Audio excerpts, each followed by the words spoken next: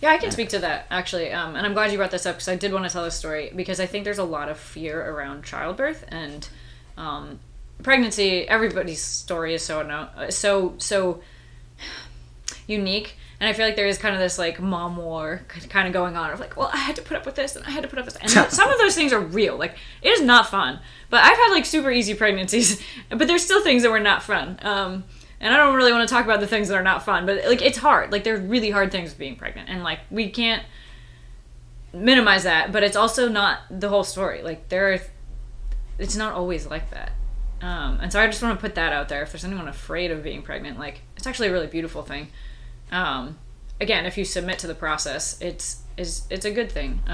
Is it difficult? Yes. Did I want it to be over, especially by, like, the last month and a half? You're like, yes. I cried every day for the last 2 weeks, I think, with almost every child. I'm like, can I just be done, please?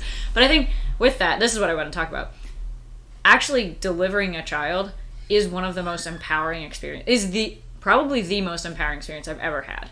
Okay. And I think, like, growing up, I was very shy, very insecure, and I had a very, like, a pretty tight community, both with my family and, like, the church or the school that I went to was very, like, a tight-knit community, so I don't think I felt that insecurity as much, but, like, if I ever had any new situations, new friends, like, I was so insecure, and that went on through high school, even into college a little bit. I felt like so much like a late bloomer.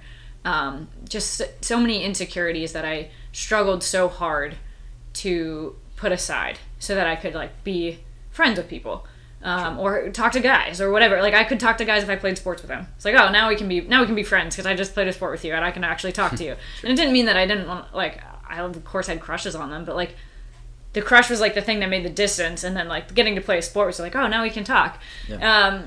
And so, anyway, all that to say, like, I'm very insecure, very, very shy. And then when I got married, that helped. Because, again, my husband was, like, really affirming and loving and kind. Verbally affirming. And then, but still, you still have those, like, insecurities. And then, but when I delivered a child, all of a sudden there was this switch of, none of that matters anymore. Like, I just brought a human into the world.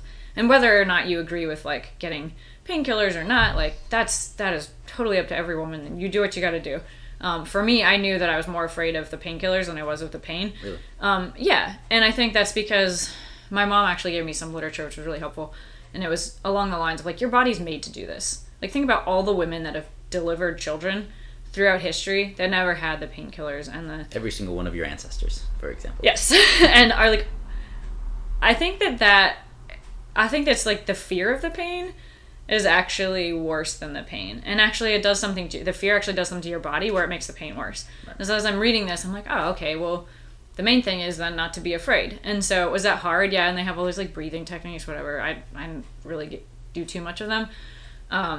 One of the things that I read, which I thought was really, really cool, was to go over with your partner, whoever's your support person in the delivery room, and have them tell a story to you. Like, you tell them a story of a time in your life when you felt this, like, absolute victory. When you're just like, you are on the top of your game. You're like, I can do this, like, whatever. And you prep your partner, your support person, whether it's, your partner or your mom or your doula or whoever, and you say, hey, this is the story I want you to tell me when I'm, like, fading out, when I don't want to do this anymore, when I'm just, like, giving up.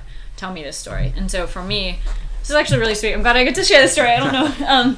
For me, I ran track in high school, and so my senior year especially, it's my last year, excited to run. I ran the 1600, and I'm getting ready. Like, I loved this. By this time, I've done it, for the last 4 years, and I often won. It was big fish, small school.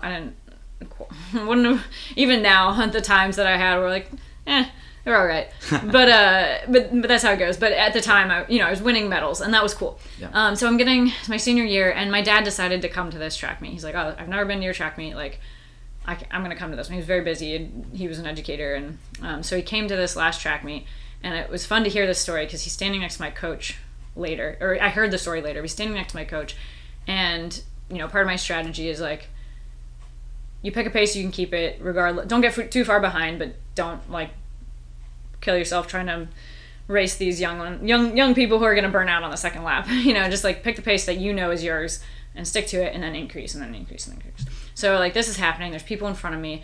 My dad's like, oh no, is she gonna make it? He's like talking to my coach, like what's gonna happen? And like I'm just like running, I've got this.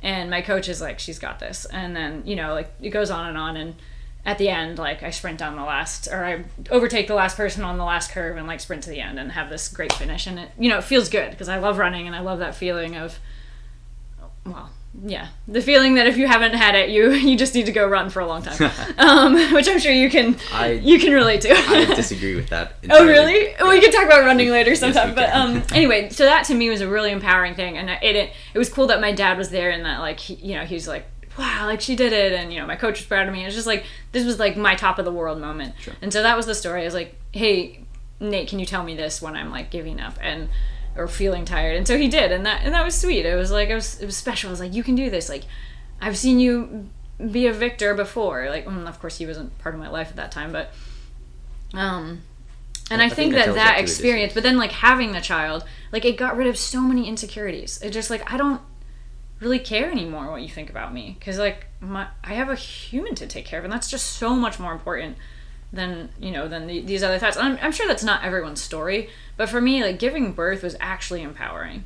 And I think that's really sad because culturally we're like, oh, giving birth will make you insignificant, it'll take you out of the sphere, like the sphere of influence, it'll like like everyone, you're not special if you give birth. Like no, it's like that actually gives you power. Like giving birth is so incredible, and guess what, men can't do it. And it's beautiful, honestly. Like women who give birth, and again, I think that's part of like why, again, painkillers are fine if that's what you need, like do it, but I think there is something really special to not have them, because it is like, oh, I've been through this and come out like victorious, or like, if you want to use that word, or like with this child in tow, and here they are, behold this beautiful thing. Anyway, I think that's no, that's really spectacular to say, because it seems to me, as far as I can tell, that just giving the anecdotal reports that I've heard from all the young women that I know, mm-hmm. they're all somewhere between scared and terrified of giving birth. Yes. So it's good to hear someone.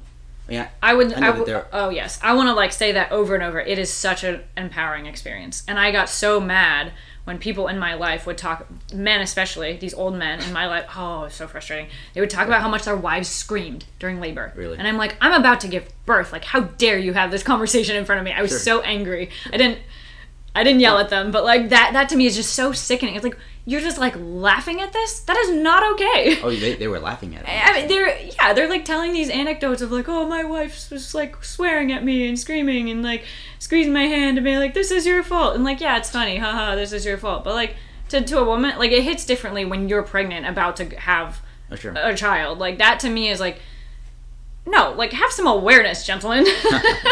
Like, why do you think they were telling that story? I mean, I think they thought it was funny. They just thought it was funny.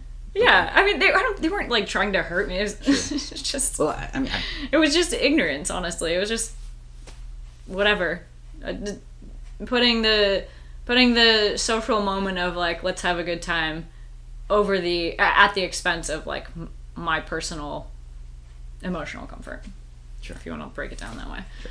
But yeah, I think there is a culture that says, and I'm sorry for interrupting earlier. I think there is the cultural moment is very fear based around that, and that's so sad. It's like, no, this is actually empowering and beautiful, and you're made to do, like, the woman's body is made to do this. Like, it's meant, this is supposed to happen. Like, this is how it's designed, right. How it's designed, how it's formed. Like, this is supposed to happen. Like, so you're leaning more submit to the process. Submit to the yeah, there has to be this humbling aspect to it, and there is the important notion that every single one of your female ancestors has gone through this. Mm-hmm. So they probably got something right, given that you're here after all this time.